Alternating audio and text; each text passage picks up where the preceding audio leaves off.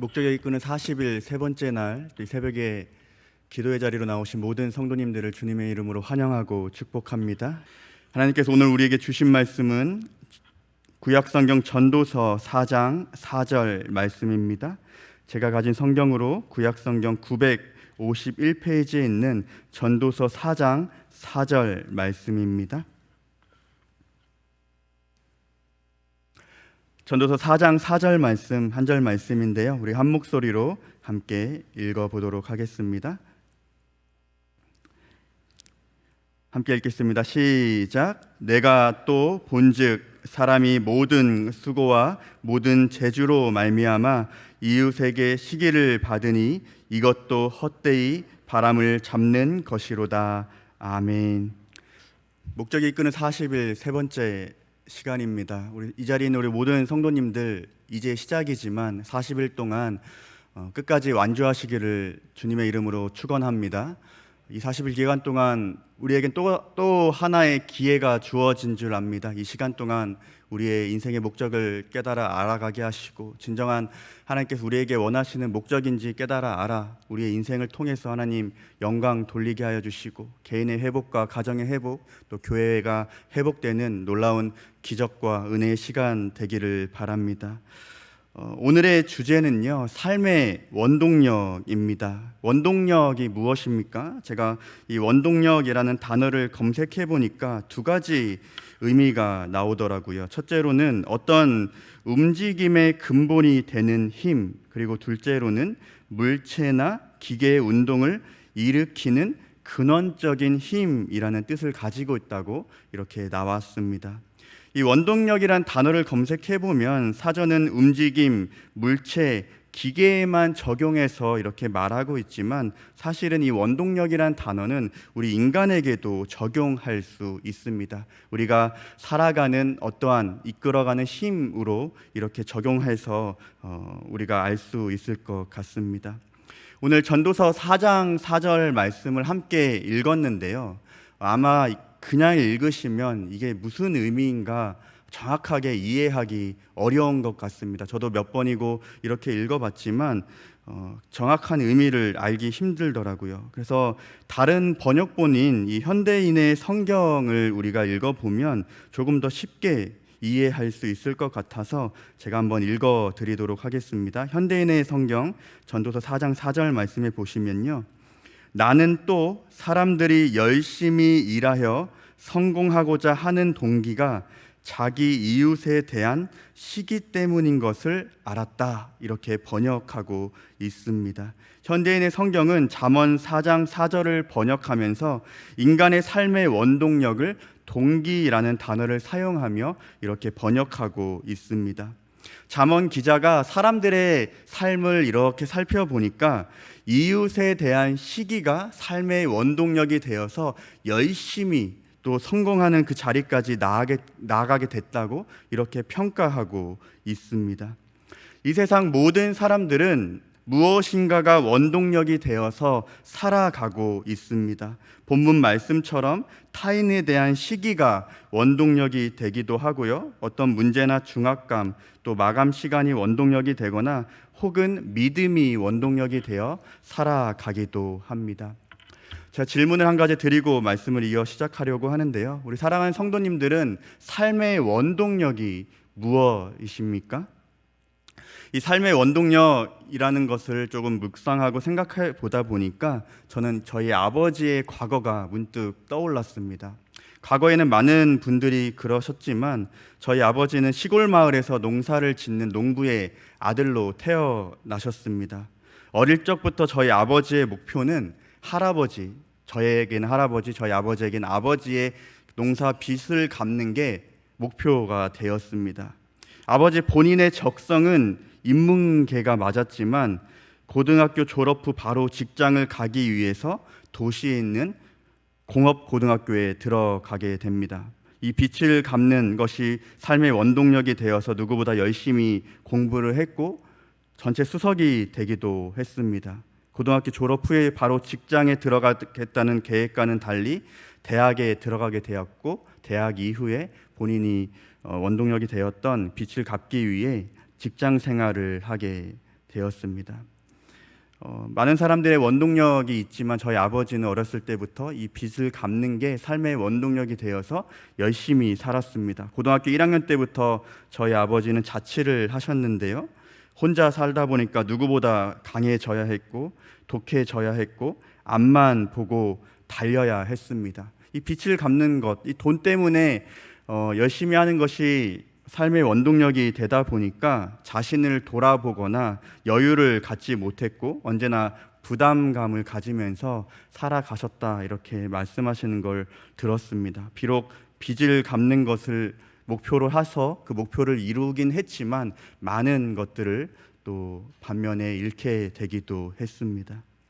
불행히도 세상에 많은 사람들이 잘못된 원동력으로 살아가고 있음을 우리가 보게 됩니다.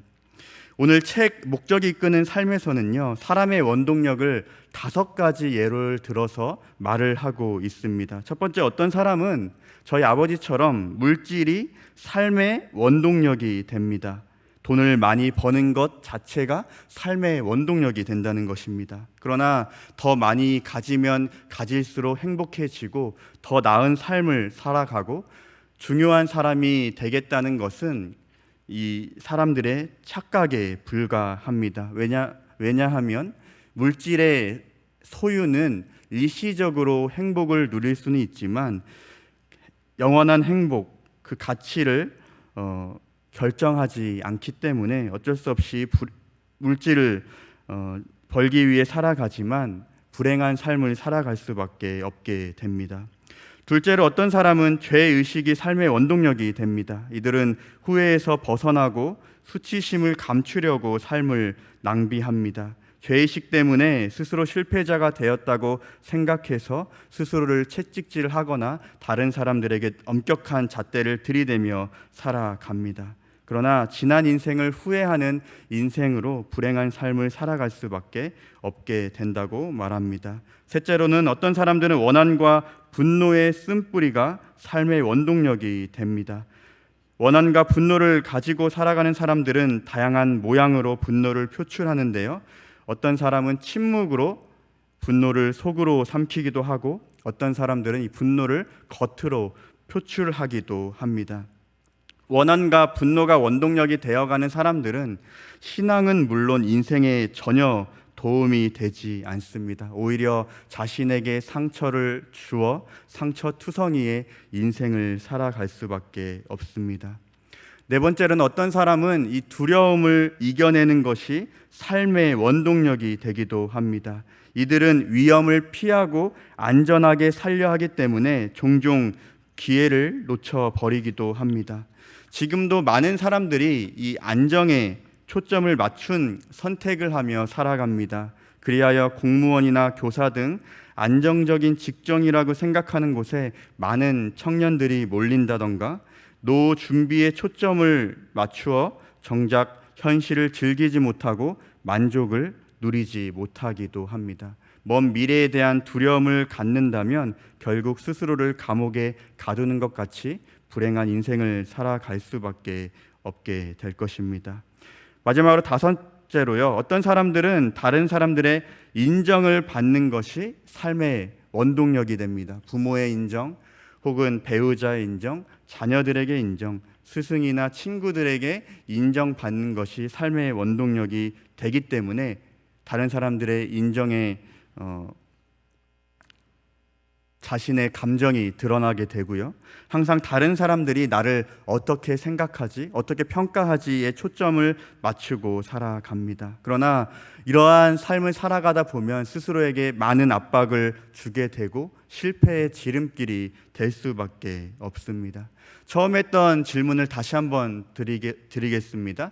사랑하는 성도님들, 성도님들의 삶의 원동력은 무엇입니까? 앞서 5가지의 예를 들었던 그 안에 삶의 원동력이 혹시 있지는 않으십니까? 나의 원동력이 무엇인지 생각하고 혹 잘못된 원동력을 가지고 내가 살아갔다면 오늘 이 기도의 자리에서 돌이키는 그러한 시간 되시기를 바랍니다. 이번 목적 40일은 우리 인생에서 정말 좋은 기회가 될 것입니다. 우리 스스로를 돌아볼 수 있는 기회를 40번이나 가질 수 있기 때문입니다. 40일 동안 우리는 하나님의 목적에 인도되고 통제되는 삶이 어떠한 삶인지에 대해서 배우게 될 것입니다. 그리고 새벽의 자리에 나와 또한 수요, 금요, 또 주일 말씀의 자리에 나와 말씀을 듣고 또 가정에서 또 있는 곳에서 책을 읽으면서 스스로 올바른 목적이 무엇인가에 대해서 배우게 또한 되실 것입니다. 또한 배우고 듣는 것으로 끝나는 것이 아니라 올바른 목적에 이끌려 살기 위해 노력한다면 우리 인생에서 많은 유익을 얻으실 수 있을 것입니다. 우리가 목적을 알고 살아가야 한다, 이렇게 목적이 이끄는 삶을 시작하면서 우리가 말씀을 들었는데요, 목적을 알고 사는 것이 우리 인생에서 어떠한 유익을 가져다 줄까요?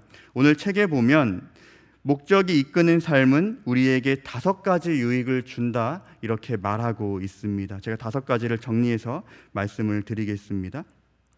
첫째로, 목적을 아는 것은 삶의 의미를 부여해 줍니다. 만일 우리에게 진정한 인생의 목적이 되는 하나님이 없다면 어떠한 목적도 없을 것이고, 목적이 없다면 소망도 없을 것입니다.